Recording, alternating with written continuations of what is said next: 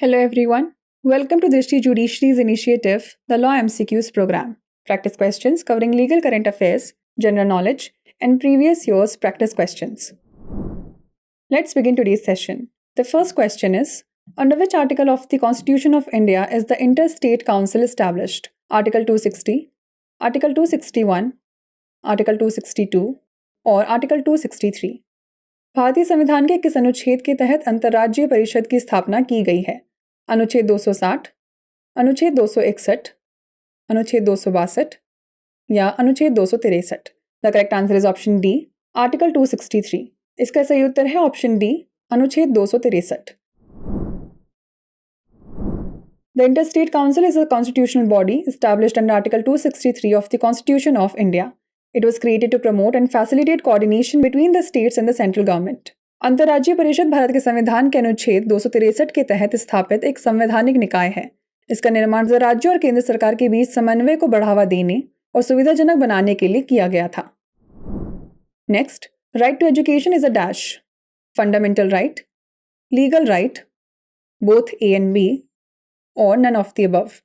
शिक्षा का अधिकार एक डैश है. मौलिक अधिकार, कानूनी अधिकार, ए और बी दोनों, या इनमें से कोई नहीं. The correct answer is option A, fundamental right. इसका सही उत्तर है ऑप्शन ए, मौलिक अधिकार. The right to education is a fundamental right in India. This right was established by the 86th amendment of the constitution of India. Bharat में शिक्षा का अधिकार एक मौलिक अधिकार है. यह अधिकार भारतीय संविधान के 86वें संशोधन द्वारा स्थापित किया गया था. Next, who among the following can demand partition of Hindu joint family property? Only the Karta, any co-partner, only the eldest son, और family friend. निम्नलिखित में से कौन हिंदू संयुक्त परिवार की संपत्ति के विभाजन की मांग कर सकता है? केवल कर्ता, कोई भी सहदायिक, केवल सबसे बड़ा बेटा, या पारिवारिक मित्र? The correct answer is option B, any co-partner. इसका सही उत्तर है ऑप्शन बी, कोई भी सहदायिक.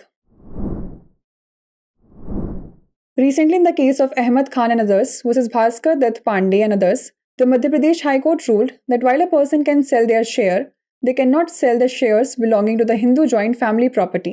The right to demand partition of Hindu joint family property is vested in the co-partners.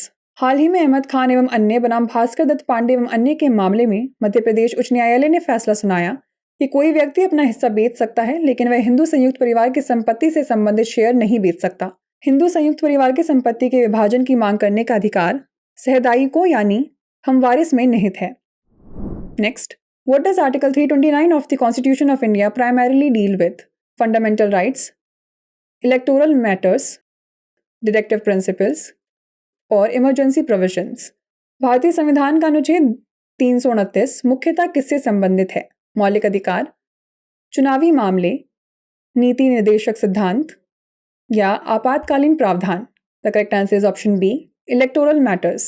इसका सही उत्तर है ऑप्शन बी, चुनावी मामले. Recently, in the case of Chhaganlal Rathod versus Union of India and others, the Supreme Court held that Article 329 does not completely prevent courts from reviewing all actions related to the delimitation process.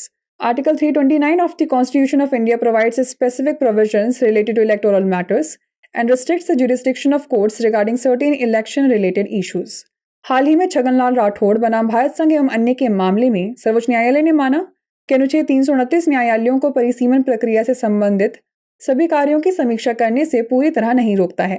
भारतीय संविधान का अनुच्छेद 329 चुनावी मामलों से संबंधित विशिष्ट प्रावधान प्रदान करता है और चुनावी संबंधित कुछ मुद्दों पर न्यायालयों के अधिकार क्षेत्र को प्रतिबंधित करता है. The last question is, which section of the Hindu Marriage Act 1955 deals with the custody of children?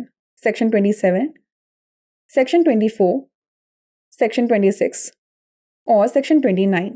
Hindu विवाह अधिनियम 1955 की कौन सी धारा बच्चों की हिरासत से संबंधित है? धारा 27, धारा 24, धारा 26 या धारा 29? The correct answer is option C, Section 26. इसका सही उत्तर है ऑप्शन सी, धारा 26. Section 26 of the Hindu Marriage Act deals with custody of children. Hindu विवाह अधिनियम की धारा 26 बच्चों की अभिरक्षा से संबंधित है. Before we wrap up, here's a question for you.